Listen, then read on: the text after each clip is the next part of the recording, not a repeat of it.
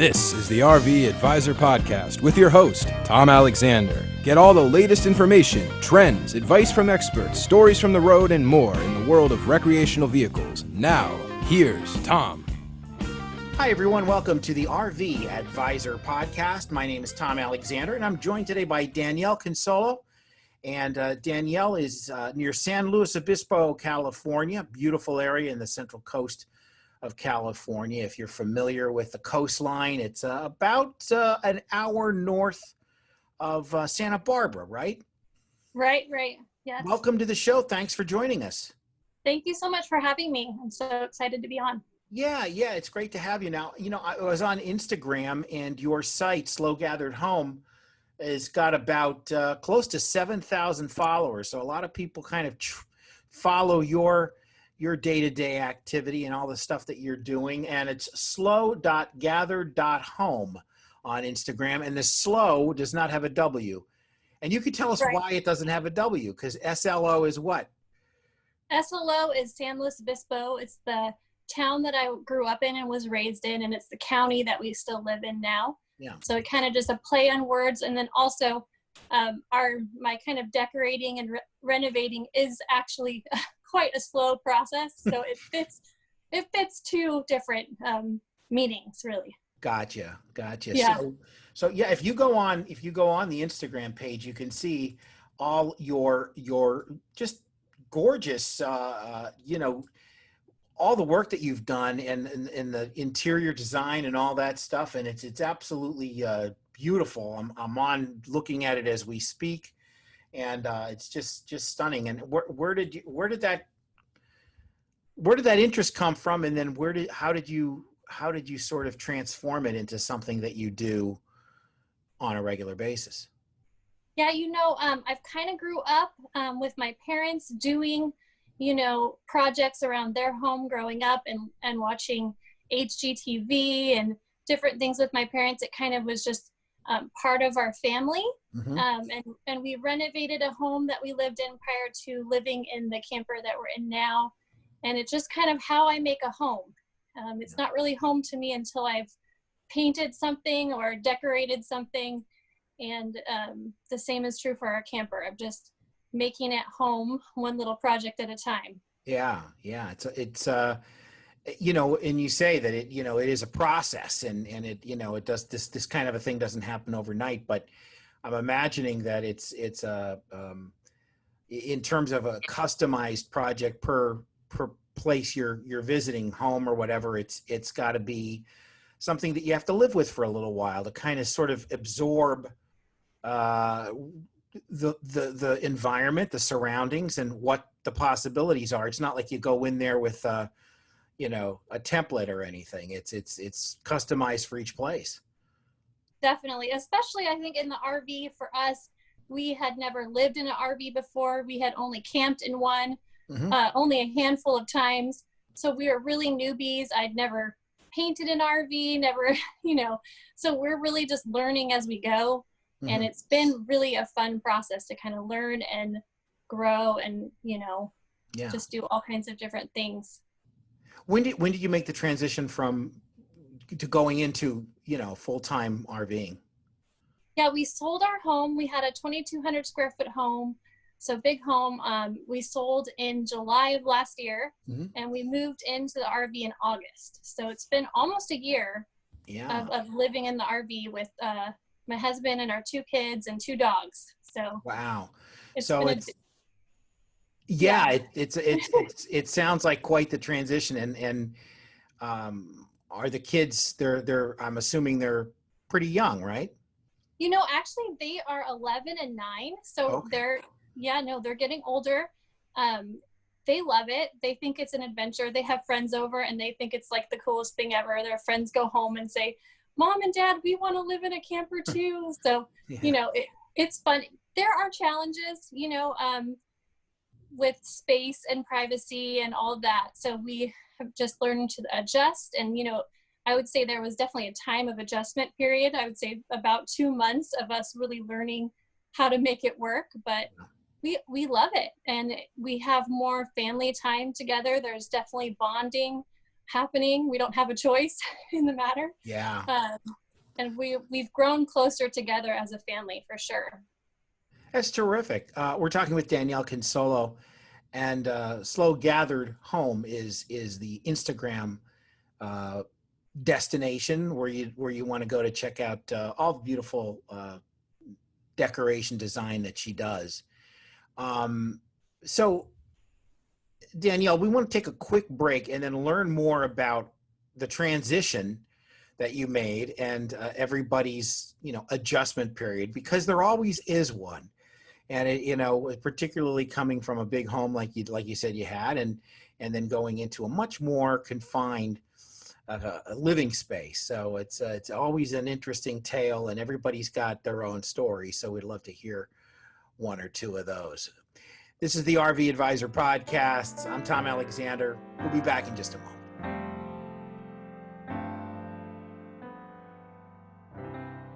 The RVACA is a charitable organization protecting the rights of the RV owners. We'll work with dealers and manufacturers to ensure quality control is in place prior to delivery of an RV. Additionally, the RVACA provides assistance to disaster relief victims. Visit rvaca.org.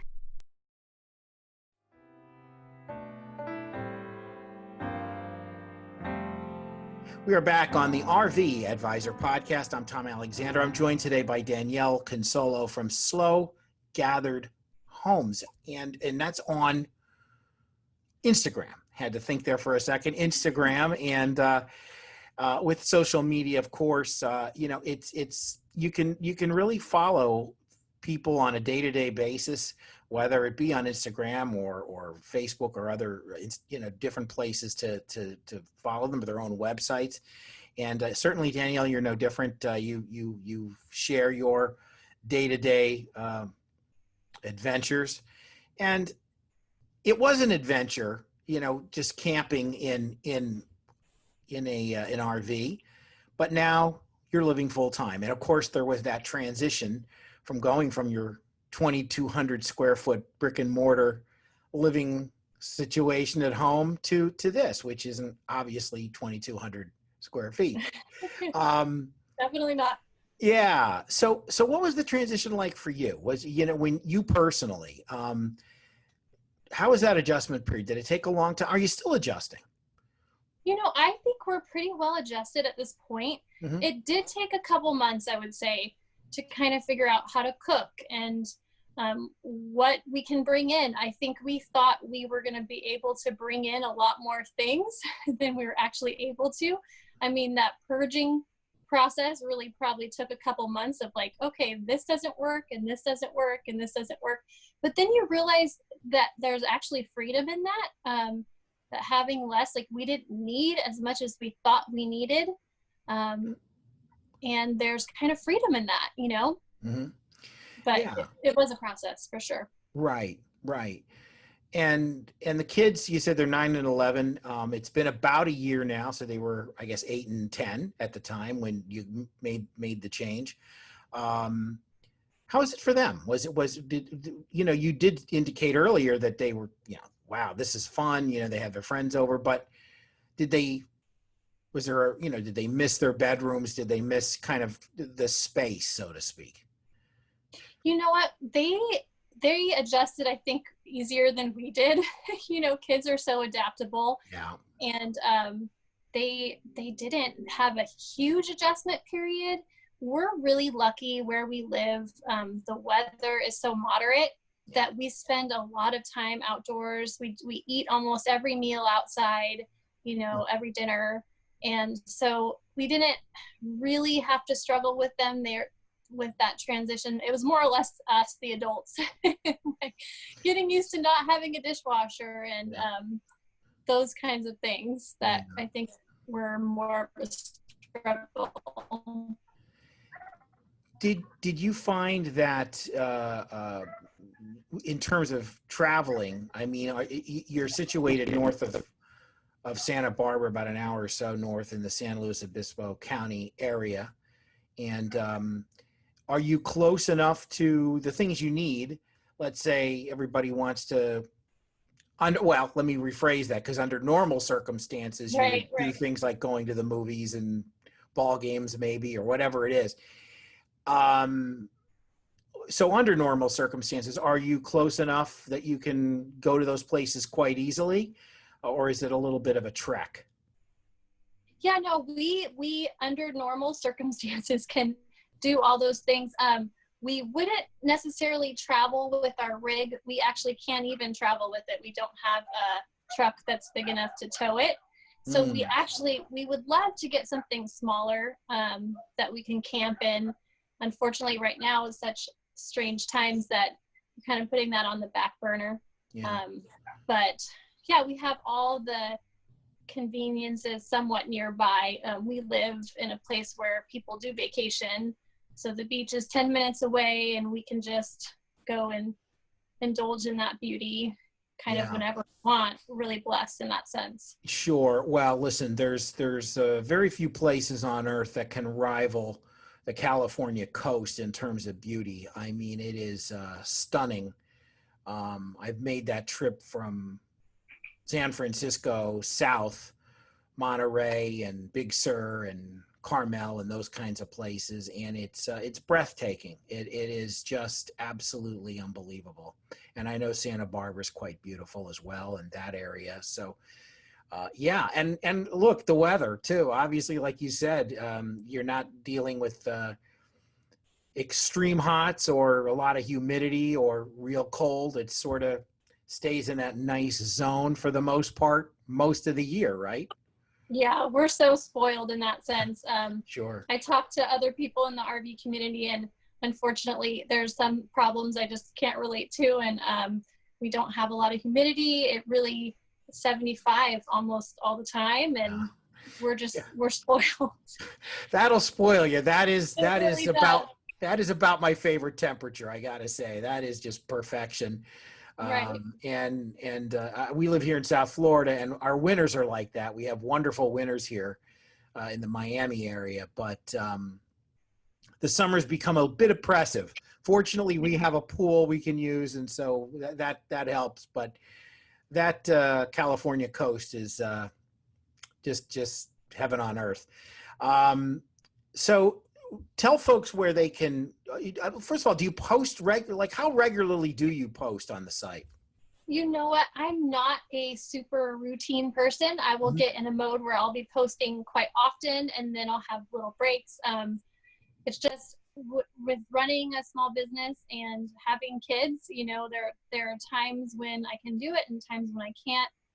But mostly what people can find on my site is DIYs. I try to, you know, share the process of what I'm doing, what we're doing in our home in a way in which hopefully people can learn from us, because we're just learning, you know, ourselves. So I try to kind of share the mistakes along the way so that other people won't hopefully make the same ones. And it's just really a process, and I've loved doing it and meeting so many amazing people in the RV community who have become friends through Instagram. So it's really cool.